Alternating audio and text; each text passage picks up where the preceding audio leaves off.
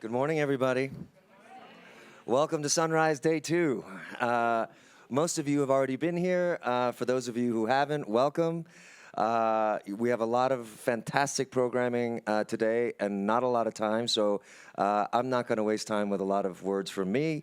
We want to get to the main event, which is a panel featuring two artists whom I respect greatly. One who has been a part of Sundance history, as well as film history, and a relative newcomer to Sundance who is making quite an impact.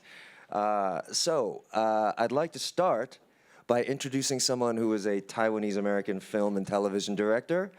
He made his directorial debut with a small film called Better Luck Tomorrow, which many of you know is seminal to Asian American history here at Sundance. And if you don't know, just Google Roger Ebert, Better Luck Tomorrow. He founded a company called Perfect Storm Entertainment to produce film and TV with a global perspective. You might know him from also a tiny indie called Fast and the Furious. Many of them, including one of the latest installments. He's also directed films like Star Trek Beyond, True Detective, Community, also produced and directed pilots for Scorpion, SWAT, Magnum PI, Warrior. Look, he really needs no introduction. But please join me in welcoming Justin Lin.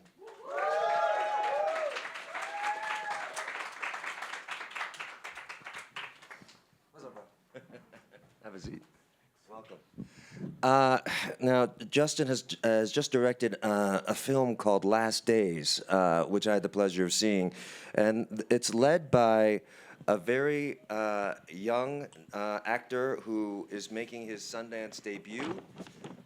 He graduated from the London Academy of Music and Dramatic Arts, otherwise known as LAMDA, in 2020. So he's pretty fresh out of school.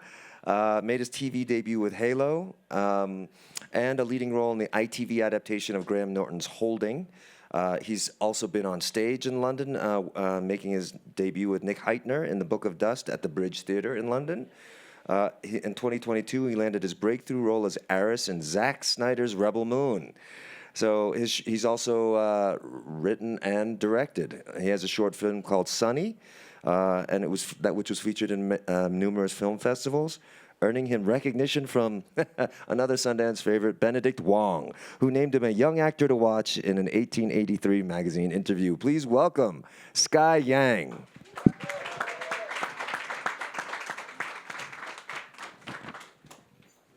How are you, sir? Have a seat. So, for those of you who haven't had a chance to see Last Days, it will be premiering this Tuesday, and there will be public screening on Wednesday. Justin, let's start with you. How would you describe this film, and can you give the audience who's not familiar with it a little synopsis? How many people in here are familiar with John Allen Chau and the whole? Not too many. Okay. I was at the airport in 2018, and it was on CNN, and the news broke, and it said, it was talking about a Christian missionary who was trying to illegally kayak to the North Sentinel Islands to try to convert, the uncontacted tribe there. And, I had a very strong reaction to it. And then the next thing, it popped up his face, and it was an Asian American face. And of course, I'm imposing all these other personal issues on top. And then the third thing was that it said John Allen Chau, 26 years old, and something kind of hit me. I just felt like that's somebody's kid, that's somebody's brother.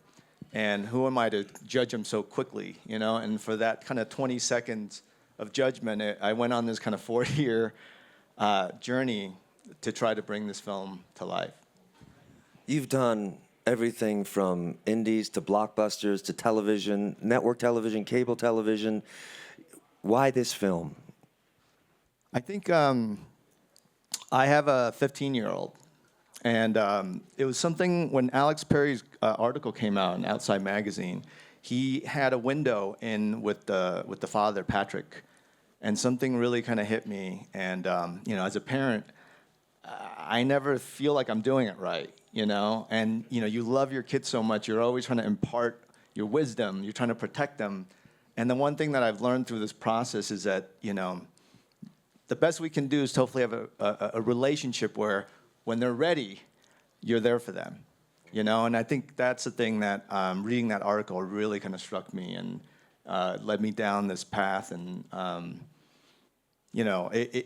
thought it was going to be this tiny little indie movie, but as we were developing it, it felt like, no, it has to feel like we have to match his aspiration, And so I ended up, Clayton and Guya, who are here, Sal, who started with me from Better Luck Tomorrow days, it took so many people from my 23 years of filmmaking, like Fred North, who's the best aerial pilot, came and shot, And so I'm really grateful. This really took everybody to be able to bring. This is the logistically impossible film that took everybody to come in and help. Yeah, one thing that's really notable about it is that it feels like an indie budget, but it's shot like a studio film. And that's because of your friends and people you've worked with over the years. Yeah, And your knowledge, your extensive knowledge base on how to stretch a dollar, I'm sure. I was lucky enough because I've worked in TV and stuff, and also these are the best craftspeople in the world, and they came, and I think if anything, on this journey, I think I'm really grateful because those are the relationships I've built, and for them to all show up. I mean, our crew in Thailand, we shot fast there. Crew in UK, crew in LA, even India, and it was incredible and that's what I think. When it comes to indies, that it's the impossible, and you can't do it by yourself. That's for sure. Speaking of which, you assembled a fantastic cast. Ken Leung, for those of you who might know him, plays Sky's father, and you found a fantastic lead actor. What was that journey like? How did you find Sky? It's interesting because it's a 2023 at the BFI in London. They were showing Better Luck Tomorrow for the first time. Wow. In Europe. Wow. And so I flew there, and I'm in the green room, and I'm waiting, and then this kid walks in. And I'm like, what are you doing? He's like, oh, I'm doing a spoken word. And I'm like, oh, cool. And before the screening, he did it, and it blew me away. And I'm looking at him thinking, is that John? Is Wow. it can't be that easy, And then so when we started casting, Jessica Kelly, our casting director, she's amazing. And I said, let's go global. Let's go and just, let's look for everybody. And Sky showed up again. And, it was a pretty long process. But also it was really weird now because we're casting from around the world. I remember I was in Tokyo, and you were in London, right? Yeah. And we ended up doing this session, and over Zoom I could feel, and that's when I was like, okay, we found our John. That's hard to do over Zoom. Yeah. Actors, I can tell you as an actor, I hate doing that kind of stuff over Zoom. Yeah. Terrifying. What was the experience like for you, Sky? This is Justin Lin you were talking to. So I was doing a spoken word piece called Sunny. There's an amazing producer called Chitai who's always championed me and some of the creative works that I was doing. She set us up, and I hadn't watched any Fast and Furious. I didn't feel a huge amount of pressure going into Better Luck Tomorrow, the screening, and then watching that film, which portrayed people who look like me in a way which I had never seen before, and was in a way which I was really kind of hungry for, to see people who are flawed, to see people who are complex. It was it held such an exciting energy, and especially seeing it on 35mm celluloid, just running through a projector, it was incredible. It was really, really cool. And so, that got me really excited. And then with the audition, it was just, I was massively drawn to the script. It felt really dangerous. It felt really challenging. And at the start, it felt like such a stretch to play this person. And the more that I got to know him and familiarize myself with him and his world, the less strange it felt. Mm. He's being so proper and polite this morning, but his performance is filled with such vitality and energy and a flawless American accent. So much so that I didn't know he was British until I just met him a few minutes ago. Well, I want to read you one of the lines that you said from the movie. I'd love for you to tell us what that means to you. Your character says, "This is what it means to be alive. This is what it means to be free." How did that resonate with you? Or were there any lines in the film that you keyed into to find this character? That's such a good question. The alive and free line. So the way that we entered, I hope it's okay me saying this. The way we began shooting, Justin called me and we basically needed to get these travel sequences, and so I put together a budget and we went out to Iceland, and Darius Shu who's an amazing DOP who's just back there. He helped, and we drove around Iceland living out of a van for 7 days in Iceland's winter, which we didn't realize it was Iceland's winter. So we were freezing on the floor of a van, waking up at 5 a.m, catching the light, walking up mountains, falling down mountains, crashing, stumbling, and just like kind of dragging our way with frostbitten hands to the finish line. And sounds painful, but I think the balance between pain and pleasure is so fine, and it was such an incredible experience. And I think connecting to the natural and connecting to the nature, that is this freedom. It's like a level of aspiration. It's so fantastical, and that was always felt like John's route into faith as well, that it connects you to something higher. Let me give it more context. So, please. like, when we started off, I was like a year and a half of prep. I mean, it's an indie movie, so like we had financing, we didn't have finance. It was just the normal like obstacles. And Sky would just go by himself to Oklahoma, and I'd be FaceTiming with him, and we'd be talking and stuff.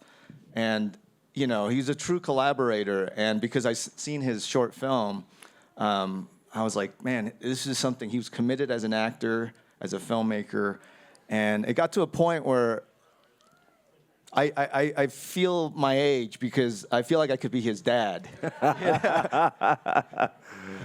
Yeah, we were doing this intimate scene, and I was giving some direction, and he's like, "Well, it's gross. It's like my dad telling me how to have sex." And I was like, "Yeah, I guess I can be your dad."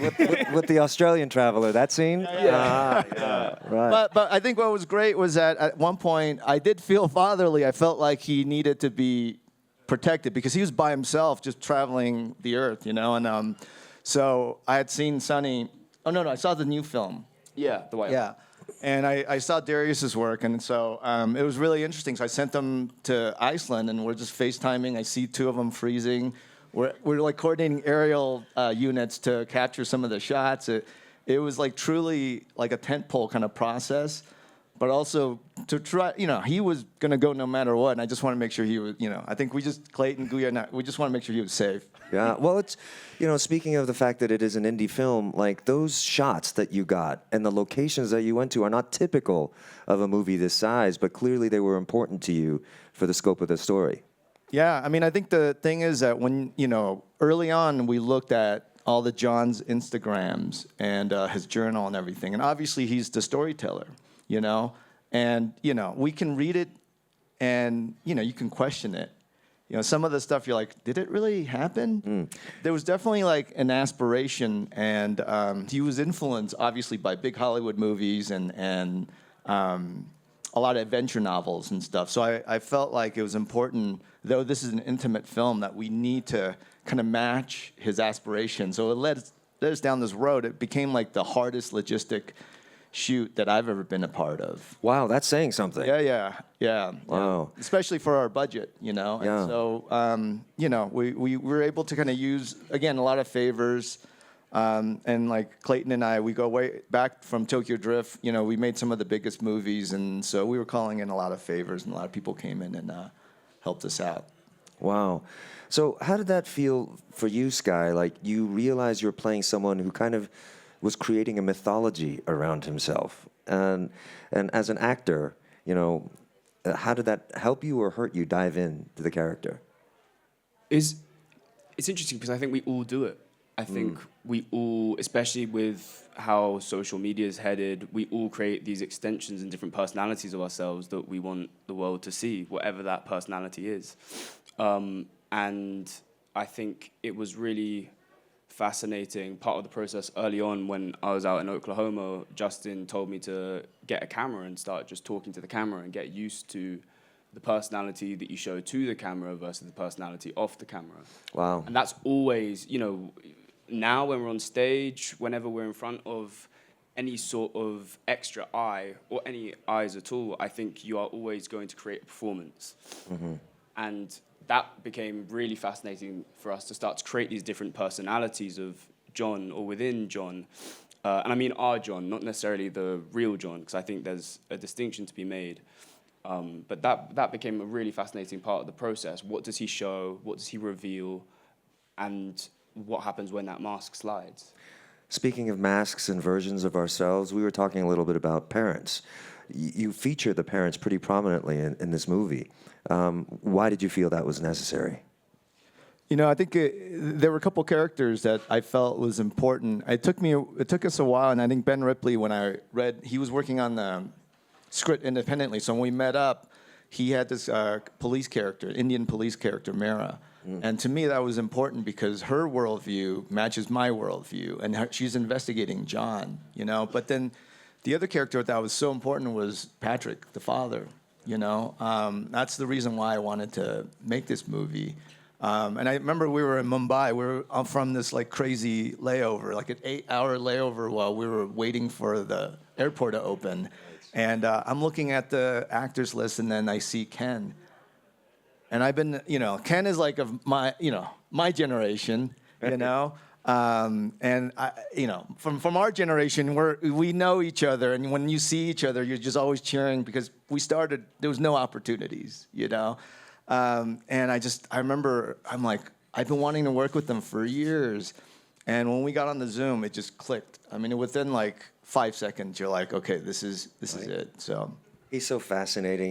I think he's one of the most interesting Asian American actors of our generation. And I'll watch him in anything he does. If you don't know him, check out Industry, check out Lost. You also hired Naveen Andrews, yes. a fellow Lost castmate. And there's a South Asian, couple of South Asian performances that are fantastic. Mira is her name? Radhika. Yeah, Radhika. That's the character name. Yeah, she's fantastic also. Let me ask you then, now that it's finished, is it? Because when you're doing an indie film, when you're doing any film, most people who are involved with it say if I only had more time for this, or this is better than I ever hoped it would be. How do you feel about it now that you're showing it to audiences?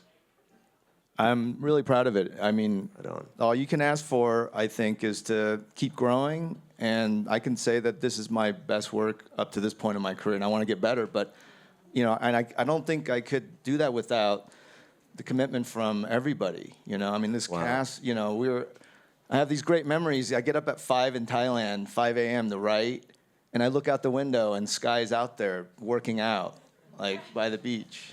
Incredible. And, I run into our other actors, and we were all in this hotel together, and it really, these are the memories that I will always have, Wow. It really felt like such an ensemble piece for the whole thing. All of these characters, you sort of dip in and out of their lives, and every single person who played one of the roles in them is just utterly standout.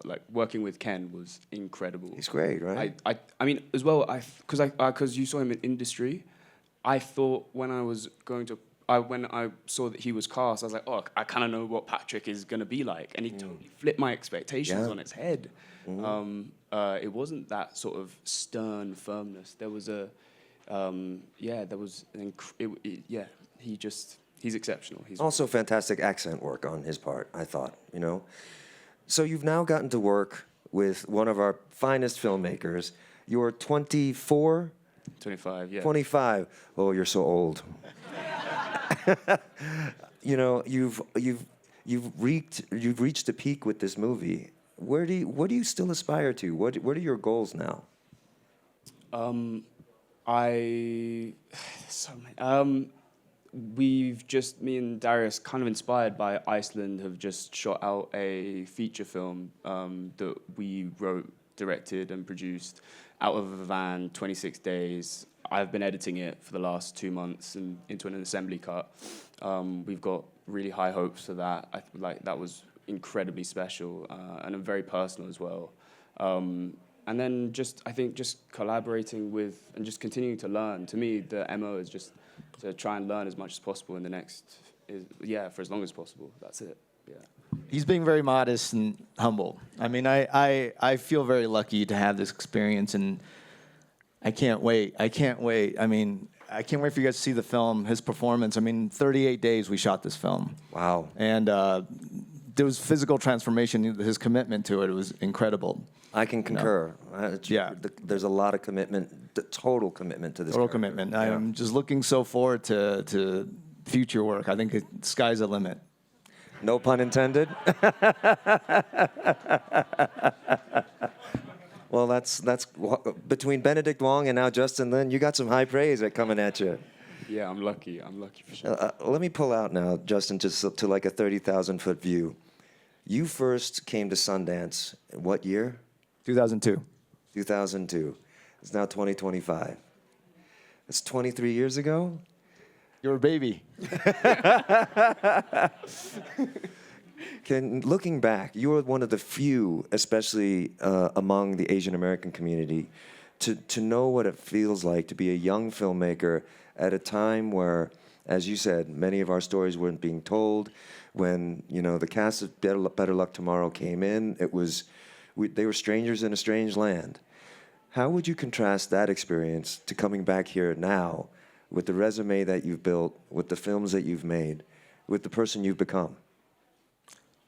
I think when we were here, a lot of people were talking about representation, which is definitely like a big part of the discourse. But I always felt like it was about opportunity.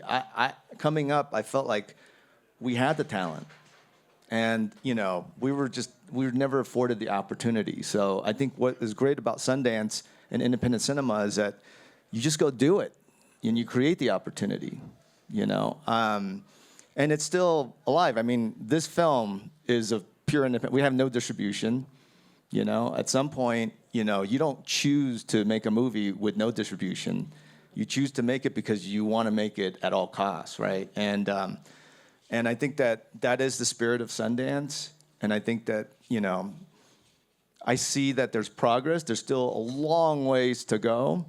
But the one thing that I would say 23 years ago, Better Luck Tomorrow was $250,000, 10 credit cards, right? But I would say $100,000 went to film stock and development, wow. Right? And technology has really kind of grown so that you can make that same film now for like 50, 60,000 or something like that, And so the opportunity to make the film is there now, and the talent is there. So I think I'm just excited, and I just like seeing Sky's work, I mean, I'm an old man, but I see him. He goes to shoot for 2 weeks, and he's showing me a film, and that's something we couldn't do 23 years ago. You shot this while you were shooting that? No. Okay. This was a month after. A whole month? Yeah, it was a month after.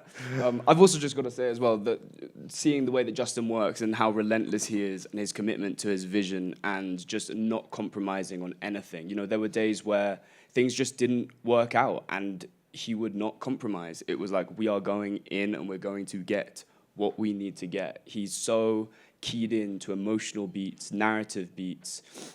It's been so inspiring to work with as a collaborator, and he's really just changed the game, I think, for me and for so many of us, like just by what he's done with his career, and that is opportunity in itself. It's very rare that you have a filmmaker who starts with indie roots, goes on to make some of the biggest studio pictures in the world, and then comes back and uses everything he's learned to contribute to something like this. Well done, Justin.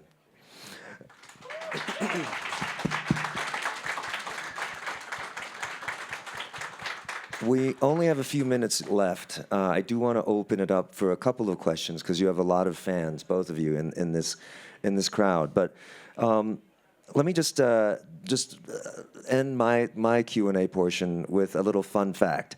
I noticed in the credits there is a certain person who is well known in our community and worldwide who is listed as one of the producers of this film. I'm going to add to the mythology of this person. You've heard many stories about him, and amazingly in this climate, they've all been positive. Can you tell me what the role that Keanu Reeves played in the making of this movie? He's one of the angels of this project, you know. I mean, like when I talk about obstacles, you know, I mean, at one point we had the funding and we lost all of it. And I remember there were a couple other big obstacles, and I thought we were dead. You know, it's one of those things where it was debilitating when you just lose all funding. And Keanu and I have been trying to work together for years, and I think he had heard about it, and he just called me and said, "I want to help," and it really inspired me. And I'm lucky enough to have enough resources to say, me and Keanu, let's just have our start date, and let's go make the movie no matter what. And what that did was it changed the tone. He changed the tone of the project. And from like meeting the worst of humanity, losing funding, then because we had a start date, I started meeting all these amazing people from around the world who came in to help us. Wow. And now we had this kind of global collective of people that helped us bring this movie to life. And it all started with him believing in me and the project. That's such a lesson for everybody here, because we're all focused, you know, when we're starting out on our own careers and you know, getting ahead in every way we can. But when people like you come back and do independent films for very little money, or Keanu Reeves gives back in the way that so many filmmakers hope for, and that is to, with their own dollars, with their own financing, and support in that way, it's a really powerful lesson about the circle of how we have to help the next generation or these next stories get told. And I thought that was worth mentioning. It's beautiful. Let's open to a couple of questions. Yes. It's a small room. Do you have a big voice? I'll try. Yeah, we can hear you. I'll repeat the question for... Oh. Hi. Yeah, so I also am familiar somewhat with this story and was really fascinated when it first came out. Were you able to reach out to the family of John, and were they receptive, and how was that experience like? So when I started working on it, Alex Perry, who was the journalist that connected with Patrick, the father, he was a great resource. So as we were developing it, I was using Alex, but also John's Instagram posts and his journal. And I felt like that was enough, because this movie was not about fact-finding. It was about trying to connect with John's humanity, But at one point, I did feel like it was, I wanted to reach out. So we did. Through Alex, we reached out to the father, and he politely declined. I think it's also worth saying that Alex and his reporting was so thorough. He spoke to friends, he spoke to Patrick, and I think the distinction between Alex and other journalists was that Alex really took to John's humanity and had himself his own experience with fantasy and with the islands. He had an obsession himself with reporting on the North Sentinelese, and so I think there was a level of humanity and a level of connection that he was able to forge with Patrick. Any other questions? Right here. Yeah. I do just want to know kind of like, how difficult was it filming in these tropical locations? There's that classic Coppola Apocalypse Now quote that's like, we all went into the jungle and went insane. Did you guys go insane? Did we go insane? No, it was difficult, because we first day we had the Thai crew who we worked with before, but everyone, it was so hot. Everyone had masks on, and we're out by we had our own island we're shooting. And it's like, if a gust of wind is coming from the east is hitting us, you lose half a day. But sky was amazing. And we all just stayed in the water all day. That was our first 4 days of shoot.